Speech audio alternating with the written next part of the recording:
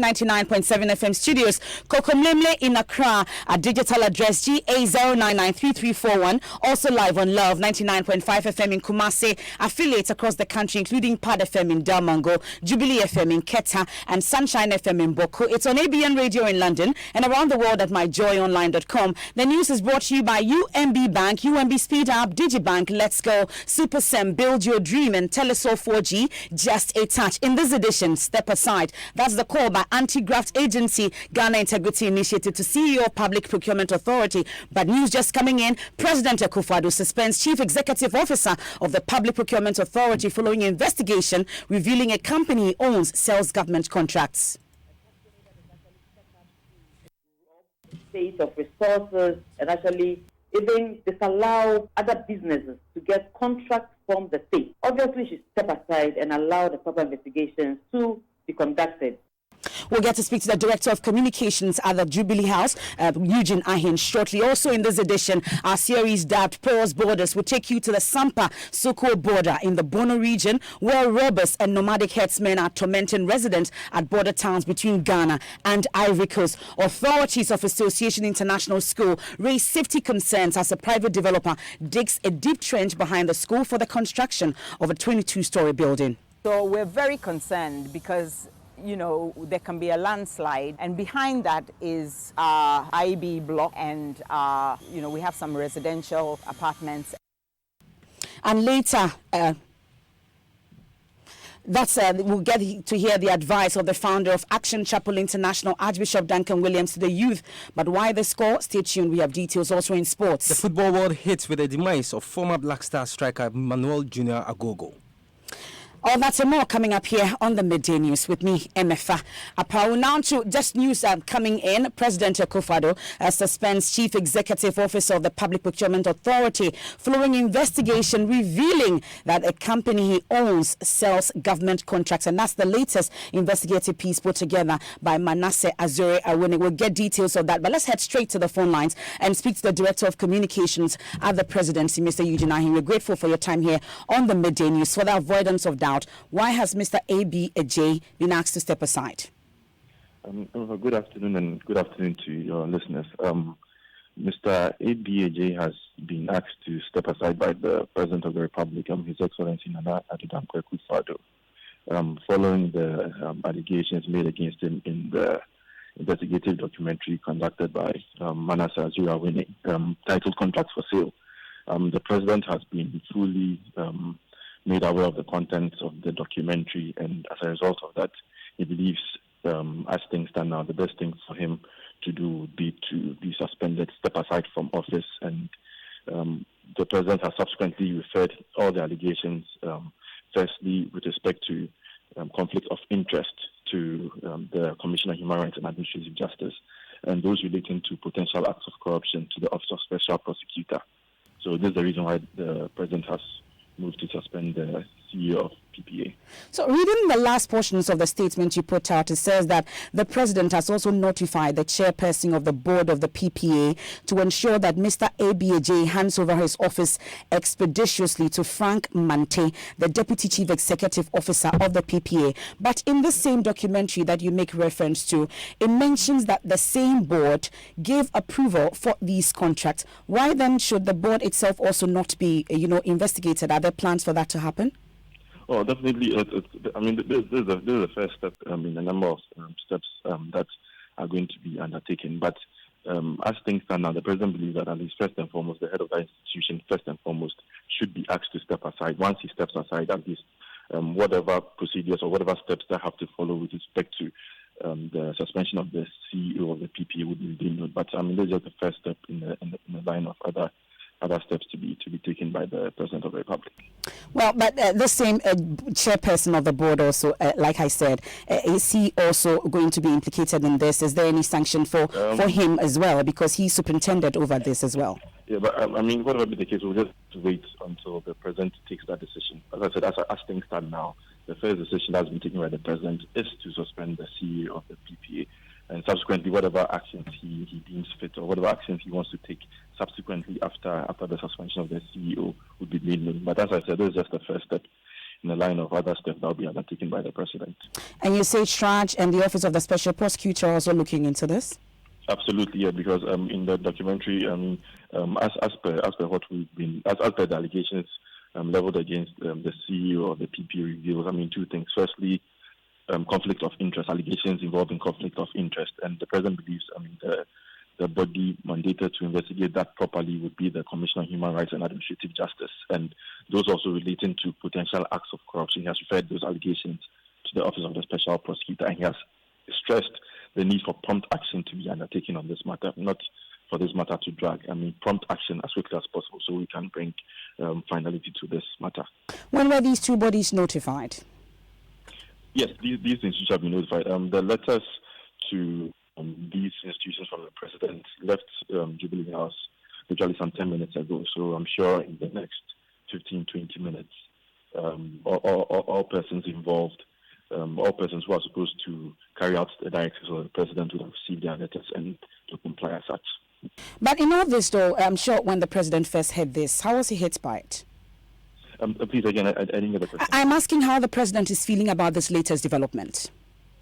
Well, I wouldn't be able to say what, but he bottom line, what he believes is, regardless of whatever it is, regardless of whoever is involved in any acts of corruption or any acts involving conflict of interest in his administration, whatever be the case, the institutions of state must be seen to be working, regardless of whoever you are. If you are seen to be perpetrating any act against the state, any act of corruption, any act that goes to the detriment of the entirety of the country, you must be dealt with. So he's taking a firm view of the fact that whatever be the case, whoever is involved in this issue should be dealt with at the end of the day, and that's why he has referred this matter expeditiously to the special prosecutor and to Shraj.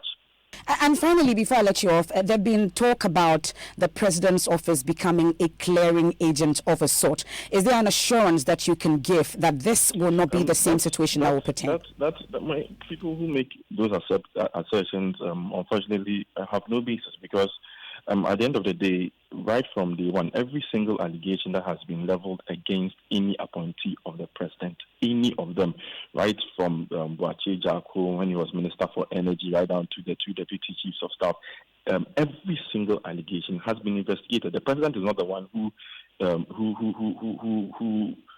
clears them in quotes. No, almost every single act that has been leveled against any of his appointees are investigated by relevant institutions of state, whether it's the CID, whether it is Shraj, whatever it is, it's a bipartisan committee of parliament, whatever, they are the ones who carry out those investigations. And once they carry out all those investigations and they come to the president and tell him, Mr. President, this is your appointee. After the investigations, we found out that he has no case to answer. How can anybody then describe the president as a clearing agent? That's completely unfortunate. At the end of the day, whatever investigations are carried, it's not the president that carries out those investigations. They are carried out by relevant institutions of state. And once they bring their final report and they recommend that the appointee in question should be reinstated, that's what the president goes ahead to do. He doesn't arrogate onto himself the powers of investigation and at the end of the day reinstatement. No, those investigations are conducted by the relevant bodies, and once they bring the reports to him, he does it. Every single allegation of corruption or whatever it is that has been leveled against his appointees, that's what has been done. And in this particular situation, that's exactly what has been done. He has moved to suspend the CEO of the PPA, and he has asked the relevant institutions of state, such as Shraj and the Office of Special Prosecutor, to go ahead and deal with the matter as quickly as possible. So whatever recommendations they bring to him, he will definitely act on them. Is President Akufo-Addo surprised by this latest development? Surprised, I wouldn't say surprised. At the end of the day, whatever be the case, the matter has happened. So what he is mandated by the people of Ghana is to make sure that such acts are investigated. Such acts, at the end of the day, once they are investigated, persons responsible for such acts are punished. So basically, that's what he is doing at the moment. So he is making sure that the work given to him by the people of Ghana, he's executing, and that's to make sure that whoever is found working against the interest of the state is dealt with. We're grateful for your time. That's the Director of Communications at the Presidency, Eugene Ahin. But in case you're still wondering what we are talking about, we are talking about the latest investigative piece put together by Manasseh Azuri-Awuni involving the Chief Executive Officer of the Public Procurement Authority, Ejenim Boateng Ejei. We're told that his company, Talents Discovery Limited, allegedly engaged in the sale of government contracts. The company was registered in June 2017 after A.B. Ejei was appointed CEO of the authority. If the following investigative piece, Manasseh Azuri-Awuni reviews the company's traits and the faces behind it. There is this project. Yeah. It was awarded to us to go and do Santa Maria. Okay. In the office of the Talent Discovery Limited, the general manager, Thomas Amoah, is offering government contracts for sale. He also has a 22 million cedi road contract for sale. I have a feeder roads project in front of me. Okay, great.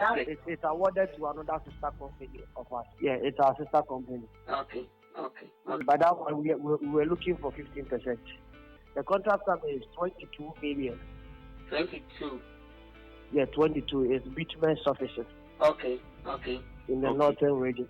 Talent Discovery Limited has contracts from the Ministry of Education, Ministry of Works and Housing, Cocoa Board, Ghana Water Company Limited, and the Ghana Ports and Harbours Authority, among others. It also has contracts to construct 4 dams as part of government's One Village, One Dam project. A search at the Registrar General's Department reveals that there are 2 shareholders and directors of this company, namely Ejenim Ejei and Francis Ahin. Evidence I gathered revealed that the Ejenim Ejei behind this company is the same Ejenim Boateng Ejei, the CEO of the Public Procurement Authority. I confronted him with the inevitable question. So A.B. Ejei, do you know of a company called Talent Discovery Limited? I do. Is it your company? No. So how do you know this company? It's a cousin of mine. Okay. We have information that this company has been brought here a number of times for approval, restricted tendering. Yes.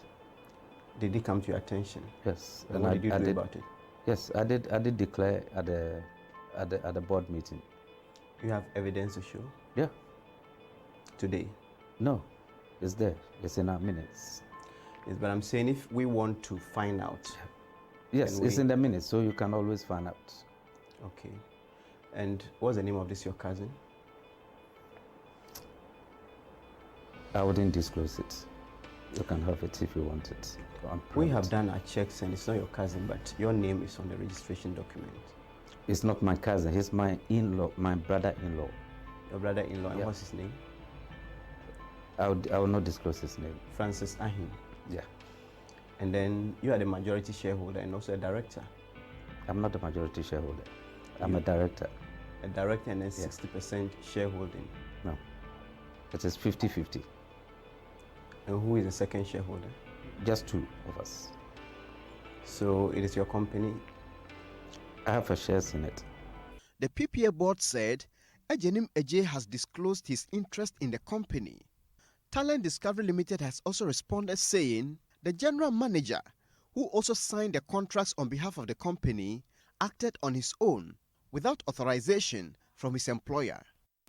You heard the Manasseh Azuri-Awuni's report and news just coming in. We've been telling you that President Akufo-Addo has since suspended the Chief Executive Officer of the Public Procurement Authority following that investigative piece you just heard. But the Executive Director of the Ghana Integrity Initiative, Lindo Ofori-Kwafo, believes the board of the PPA also has questions to answer.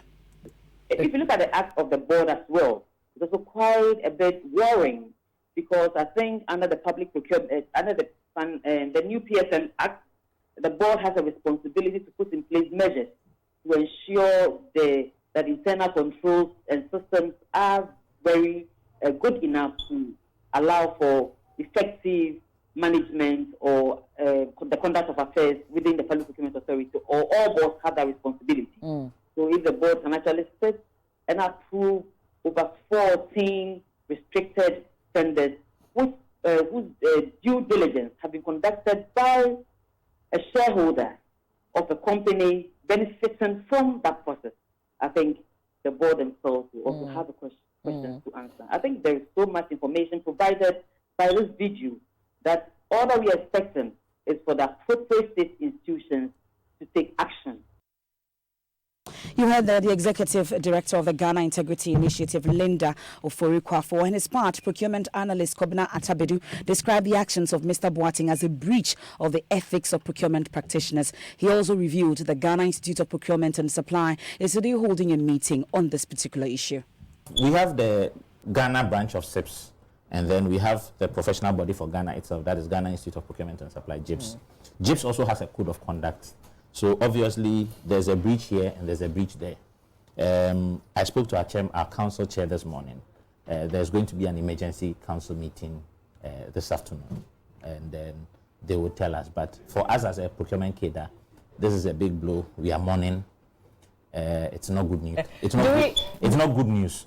But it tells us that house cleaning must begin, and it must start from within. So we must hold ourselves accountable, and then we can come and hold someone else accountable. Do we expect to hear from the professional body on this matter? Yes. Because that's a public... As a membership, we are expecting our leadership to come public on this. You heard there Kwabena Atabedu, a procurement analyst. Well, this expose has got many tongues wagging on social media. Mapitso Sibidi joins me with some reactions to this. What are people saying, Manas? Mapitso, I beg your pardon. All right, this one is from Ed Joseph Yao, who's asking Public Procurement Authority, a regulator breaching its own mandate, Lord, we are doomed. And Joshua says, number 1, committee sets up to probe. Number 2, committee clears him of any wrongdoing. Number 3, gets reassigned to another department. # this is Ghana. Curtis Ajay says, the evidence is enough for prosecution. Perfect job, Manasseh. At Born Great Nano says, I swear corruption will take NPP back to opposition. At Enakufado, what happened to protecting the public purse? And this one is from at Inokwa, who says, the special prosecutor Martin Amedu must quickly investigate and send this PPA boss to court now. Such people are not fit to hold public office in Ghana. He should be banned for life from government activities. Some of your thoughts there on social media, but President Akufo-Addo has since suspended the Chief Executive Officer of the Public Procurement Authority following investigations revealing a company he owns sells government contracts. This is the midday news here on Joy 99.7 FM. We'll look now at some other stories because residents of Sampa in the Bono region of Ghana and Soko in the Gontogo region of Cote d'Ivoire may say rampant robbers and heavily armed nomadic herdsmen are tormenting them. They say the robbers target cashew seasons and attack farmers who travel between Ghana and Ivory Coast. And that's a bit report from the Bono region for a series on porous borders. Like most border towns, residents are by no means limited to trade. Most of these communities are also linked by economic, social, cultural, and religious ties. Here at the Ghana-Cote d'Ivoire border, residents of Sampa and Soko express worry at the spate of robbery cases recorded in recent years, especially during cashew seasons. Residents who walk to and from their farms either by foot or bike are being attacked by armed robbers. Jabir Watara has lived here in Soko since. Yes,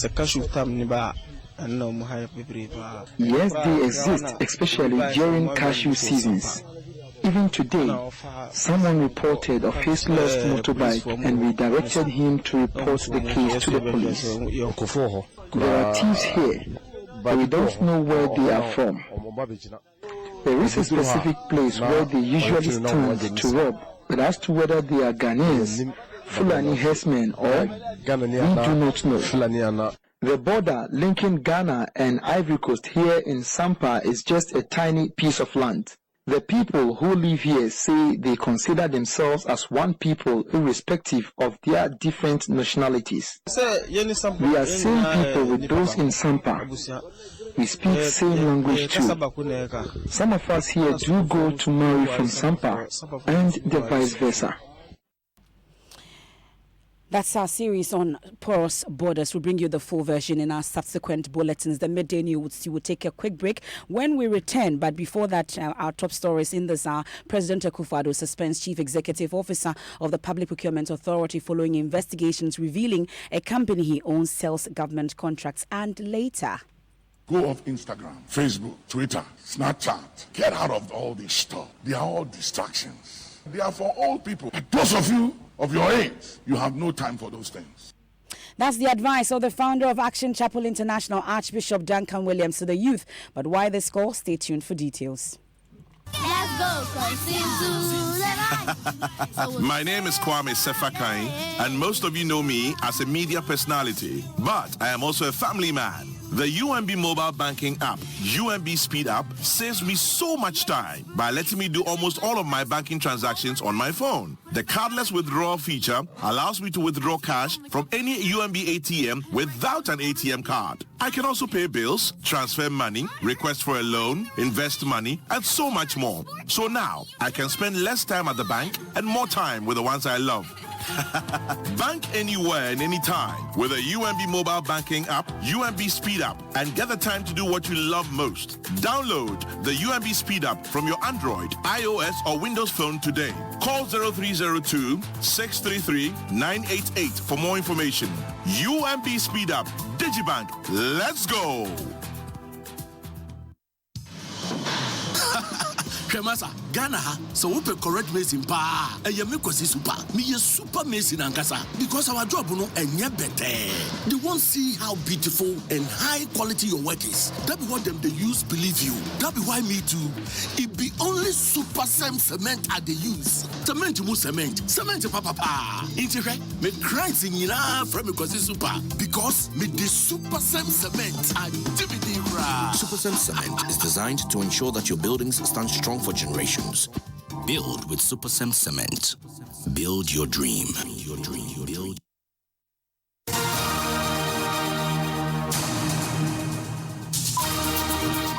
Thanks for staying with us, and it's time for sports, and it's a sad day. Yes.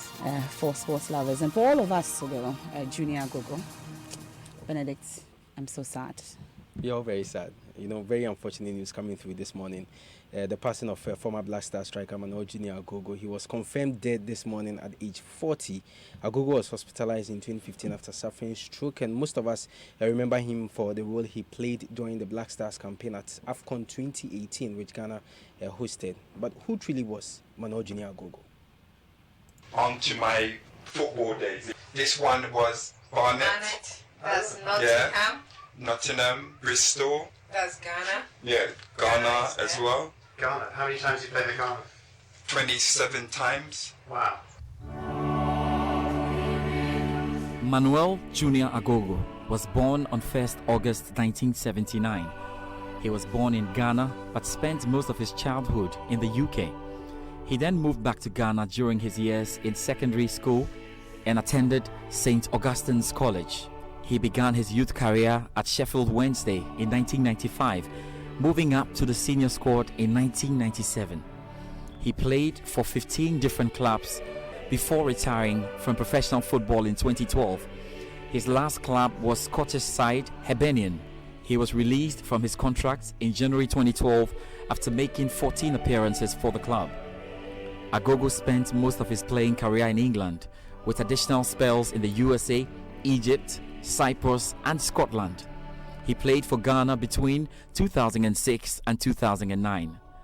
Agogo scored a total of 143 goals during his professional football career. Because I want to speak like you free. Yeah. Yeah. That's all. That's all.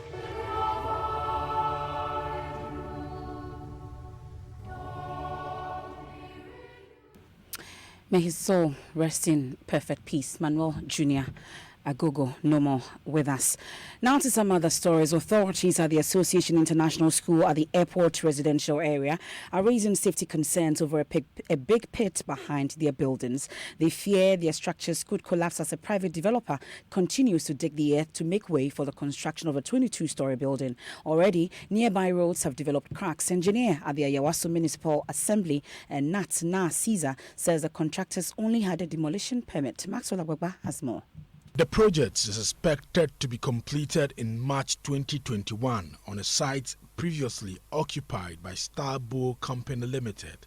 When completed, it will have residential apartment with retail and restaurant spaces to occupy the ground and first floors. Authorities at the Association International School are concerned about the deep excavation meters away from some of their buildings. I've met head of the secondary school, Reverend Dr. Susan Inti. Spoken to the site foreman today, and he was like, well, these things are happening. When they dig and they go home and they come back, some of the sand has moved. So we're very concerned because, you know, there can be a landslide, and behind that is our IB block, and you know, we have some residential apartments and our LRC, Learning Resource Center. Head of school, Mrs. Audrey Doyumo, says the needed permits have not been granted for construction to take place. When we went to court on Thursday, their lawyer admitted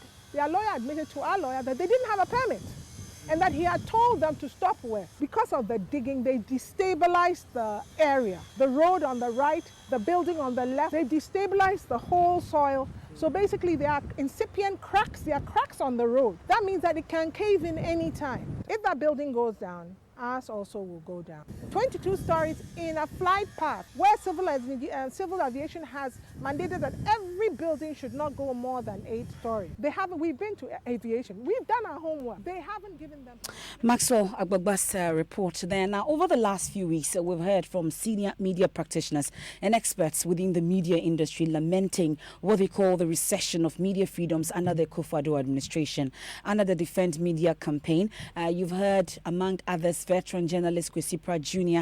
expressing his repulsion at suggestions that media freedom should be restricted, and renowned press freedom champion Charles Rekunbrobé, who scored President Akufo-Addo's administration as having the worst press freedom record. But Information Minister Kojo Oppong-Nkrumah insists, although there have been increased attacks on journalists, the impression must not be created that media freedom is under attack. He spoke to Joy News editor Araba Kumsin.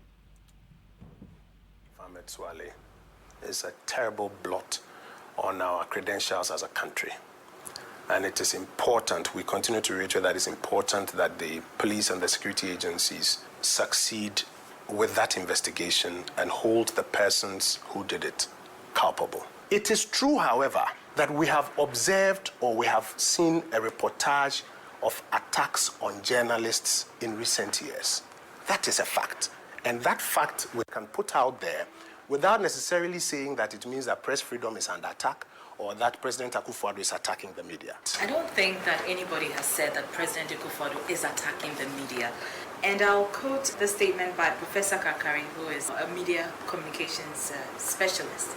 And he says that it is sad that press freedom is under recession under Akufo-Addo. We are seeing a number of incidents that are unexpected in his administration. I respectfully disagree with him. But even if we were to agree with him that press freedom is under recession, what is the evidence that press freedom is under recession? He says that it's because a number of incidents have been observed on the watch of President Akufo-Addo. And that is why I said that it is something we should be careful of, not to create an impression that President Akufo-Addo is, if I'm to use his words, receding press freedom. This is rather the administration that is working to do some of the things that have not been done. You heard the Information Minister Kojo Oppong-Nkrumah. Now, we've heard stories of people cheating on their spouses. While many people are blindsided if and when they find out about a spouse or partner cheating, others may suspect it because of actions that is shown. Listen to some men and women on Strong and Sassy last night sharing reasons why they cheat. Many times. Why did you do it? I wanted to have orgasm. You don't have that with your husband? No. How many years have you been married for? I've known my husband since 1999. And since 1999, it's about 20 years ago, you've never had an orgasm with your husband ever? No. Have you talked to him about it? He doesn't discuss it. Does he know you're sleeping around? No. You know, I've been married for 12 years. I have 2 beautiful kids. But for the past 3 years, my wife has been cheating on me. And I suspected. But because I've not caught her red-handed, for the past 2 years, we have never slept together as husband and wife. She said I should buy her a car, and I didn't. I was at the time I was not in a position of buying a car. Like she cheated on me. Okay, what happened exactly?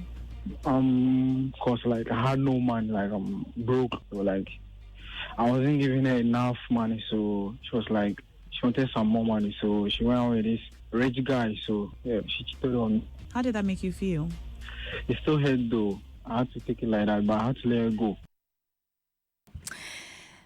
Interesting reasons why people are cheating. We'll leave you with the founder of the Action Chapel International, Archbishop Duncan Williams. He's advising the youth to avoid social media. Speaking at the International Youth Empowerment Summit, IES in Accra yesterday, the Archbishop explained social media is a distraction and a bane to achieving great things in life. I am Memefa Apaud. There's more news when you log on to myjoyonline.com. I tell my boys, myself, listen, if you want to accomplish anything in life, go off in